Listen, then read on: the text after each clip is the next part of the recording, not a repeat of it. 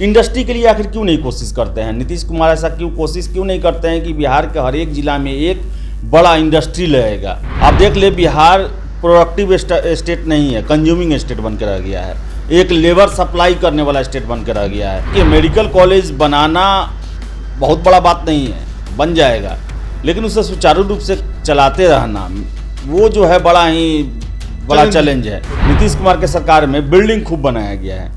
अलग बात है कि बिल्डिंग के अंदर क्या व्यवस्था होना चाहिए, वो व्यवस्था दुरुस्त हुआ या ना हुआ हो, लेकिन बिल्डिंग खूब बनाया गया कि उसमें बड़ा ही फायदा होता है, परसेंटेज खूब मिलता है और वो पार्टी फंड में जाता है, नेताओं को मिलता है, विधायकों को मिलता है।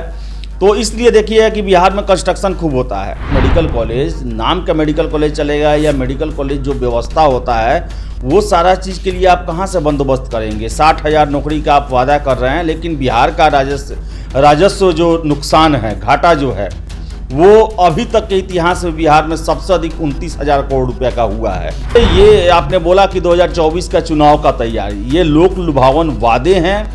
बिल्डिंगें बनेंगी, काम शुरू होगा, टेंडर शुरू होगा, हो ना हो खर्चा निकाला जाएगा लोकसभा चुनाव का इसी सब के माध्यम से। 9 अगस्त के बाद से, यानी जब से बिहार में महागठबंधन की सरकार बनी है, नीतीश कुमार चार्ज हो गए हैं।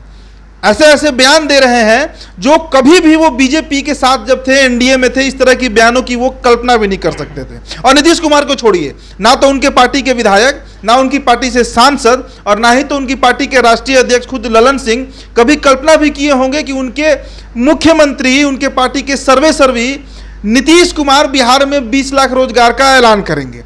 अभी 2 दिन पहले नीतीश कुमार ने यहां तक कह दिया कि 2024 में अगर उनकी सरकार बनती है दिल्ली में तो बिहार को विशेष राज्य का दर्जा तुरंत दिलवा देंगे।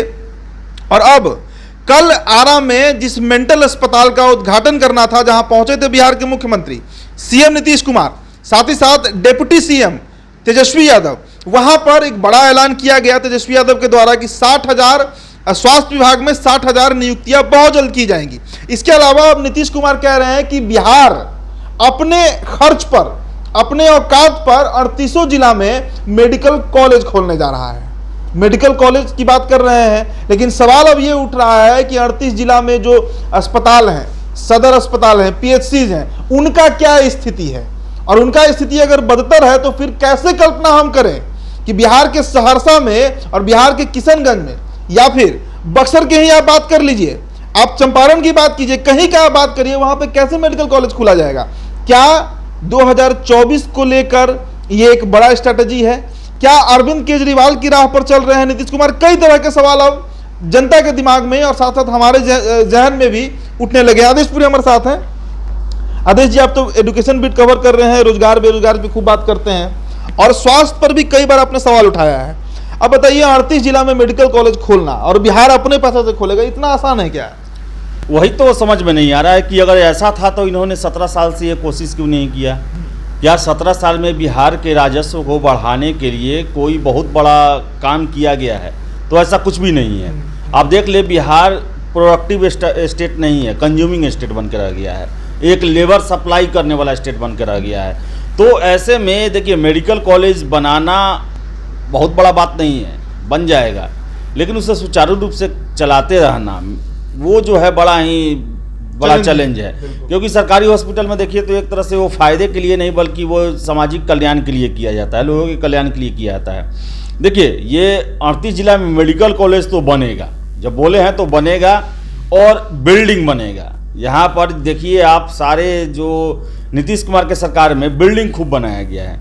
अलग बात है कि बिल्डिंग के अंदर क्या व्यवस्था होना चाहिए, वो व्यवस्था दुरुस्त हुआ या ना हुआ हो, लेकिन बिल्डिंग खूब बनाया गया है। यही बात 3 दिन पहले आरसीपी सिंह ने कहा। वह ये बात रियलिटी है कि बिल्डिंग बनाने में जो है वो जो खबरें मिलती हैं, जो सूचनाएं निकल के आती हैं कि उसमें बड़ा ही फायदा होता है, परसेंटेज खूब मिलता है और वो पार्टी फंड में जाता है, नेताओं को मिलता है, विधायकों को मिलता है।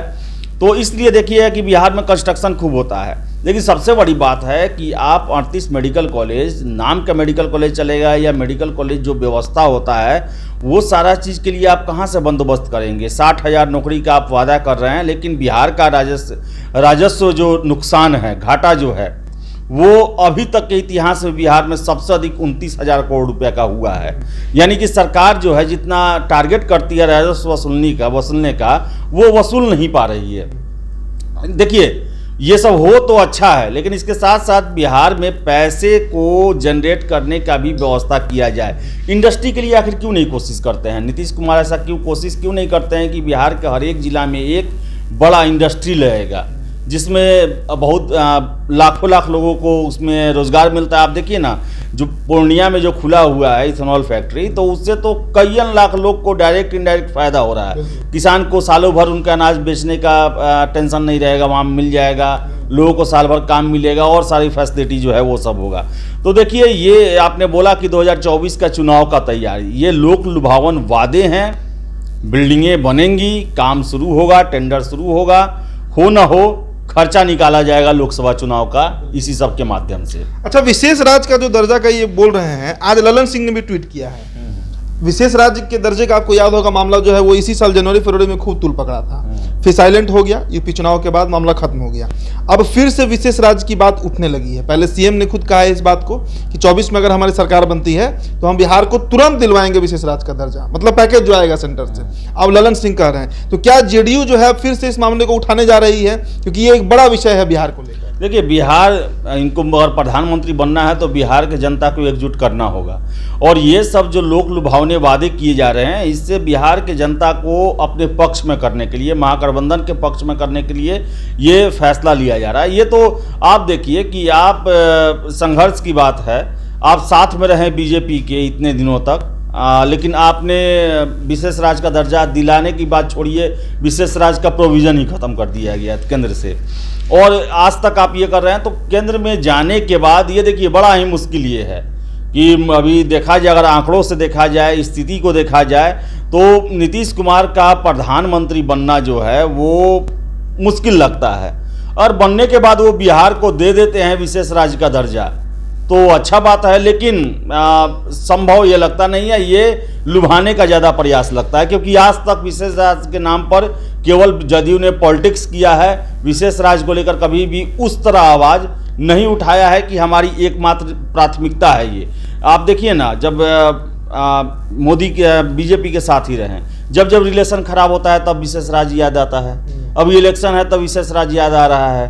तो विशेष राज्य देखिए क्या होता है इसमें। लेकिन विशेष राज्य का जो दर्जा का मांग है, इसमें एक सवाल अब बीजेपी पर भी हम खड़ा करते हैं कि बीजेपी आखिरकार विशेष राज्य का दर्जा, खैर इसको तो अब कैंसिल मना ही कर दिया गया है केंद्र के द्वारा। तो 2024 के लोकसभा चुनाव को लेकर तैयारियां शुरू हैं, बिहार इसमें सबसे अहम भूमिका निभा रहा है। वादों का दौर अभी से ही शुरू हो गया है, हालांकि 2 साल बाद होगा चुनाव, 2 साल तो नहीं लेकिन करीब करीब 1.5 साल के बाद चुनाव होगा, लेकिन उसकी तैयारियां बिहार में दिख रही हैं। आज पूर्व मंत्री नितिन नवीन ने भी सवाल उठा दिया कि 60,000 नियुक्तियों के लिए पैसा कहां से आएगा। वही 60,000 नियुक्ति का पैसा कहां से आएगा? आप ही सोचिए, 10 लाख सरकारी नौकरी और 10 लाख रोजगार। आप सोचिए कि 10 लाख जो है वो सेंट्रल गवर्नमेंट 1.5 साल में रखा है, जिसके पास न जाने कितने विभाग हैं, वो 10 लाख देने में टेंशन उनको हो रहा है कि हम कैसे देंगे, कहाँ से देंगे, इसके लिए व्यवस्था करना पड़ेगा। बिहार आखिर कहाँ से उतना सैलरी दे? मुख्यमंत्री की हम बातों को माने, 20 अक्टूबर 2020 को एक सभा में उन्होंने कहा था कि पैसा कहाँ से आएगा, जेल से आएगा क्या? तो आखिर कहाँ से पैसा लाएंगे? क्या उस दौरान बिहार में कोई इंडस्ट्री बना हुआ है? क्या उस दौरान बिहार में कोई ह्यूमन रिसोर्स से रिलेटेड कोई काम हुआ है? क्या उसके बाद बिहार को क्या स्पेशल स्टेटस का दर्जा मिल गया है कि आप 10 लाख बहाली करना ये नहीं है। 10 लाख के लिए आपको अगले 30-35 साल के लिए व्यवस्था करके जाना, उसके सैलरी का, सब कुछ का, ये बड़ा झंझट होता है। फिर से 10 लाख रोजगार की बात कर रहे हैं, कहाँ देंगे ये रोजगार? किस जगह रोजगार देंगे? ये भी देखिएगा, बाद में जुड़ाएंगे कि हमारे योजना के बाद लोग पकौड़े तल रहे हैं, इसको भी रोजगार माना जाएगा। लोग मछली पालन करके मछली पकड़ रहे हैं, इसको भी रोजगार माना जाएगा। यही सब चीज़ करेंगे। देखिए, चुनाव के मोड में हैं और ये भी वादे कर रहे हैं। बिहार को बड़ा बड़ा वादा हो रहा है, जो कि वादा पूरा करने में बिहार सक्षम नहीं है। मुख्यमंत्री जी ही पहले कह चुके हैं कि हमारे पास उतने संसाधन नहीं है। आप विशेष राज्य का दर्जा इसलिए मांगते थे कि हम ज़्यादा से ज़्यादा अपने राज्य के डेवलपमेंट कर सकें, लेकिन 17 सालों में बिहार में पैसे उपजाने वाले जैसे उद्योग हुए हैं, या बहुत तरह के पर्यटन हुआ, या बहुत कुछ हुआ, अब वो तो कुछ हुआ ही नहीं, होटल व्यवसाय सब कुछ चौपट है, कोरोना आ गया, कहाँ से देंगे? ये सिर्फ और सिर्फ चुनावी वादा है और इतना है कि ये करके जा रहे हैं, निकाल देंगे वैकेंसी, सब कुछ कर देंगे। इनको पता है कि अगर हमारे रहते रहते तो नहीं हो पाएगा, अगला आएगा उसको झेलना पड़ेगा, वो अपना समझेगा। चलिए देखिए, प्रशांत किशोर ने भी एक शर्त रख दी है। जो 2 दिन पहले गुप्त मीटिंग हुई थी प्रशांत किशोर, नीतीश कुमार और पवन वर्मा की, जो खबरें लगातार सुर्खियों में थी, उस दरमियान प्रशांत किशोर ने भी कहा है कि अगर अगले 1 से 1.5 सालों में बिहार सरकार 10 लाख नौकरियां दे देती हैं तो हम जेडीयू का समर्थन कर देंगे। ये खुले तौर पर प्रशांत किशोर ने एक नेशनल टेलीविजन पर भी इस बात का ऐलान किया था। तो अगला 1.5 साल बेहद महत्वपूर्ण है, लेकिन वादों का जो दौर है, जो एक चुनावी प्रक्रिया होती है सभी राजनीतिक पार्टियों के लिए, वो अब बिहार में शुरू हो चुका है। विशेष राज्य का दर्जा हो, 10 लाख रोजगार हो, 60,000 की तो नियुक्ति की बात भी कह दी गई। तो ये तमाम मसले जो हैं वो अब बिहार में चल रहे हैं। बीजेपी इसका उत्तर कैसे देती है, इस पर हमारी नजर बनी रहेगी। बहुत बहुत धन्यवाद।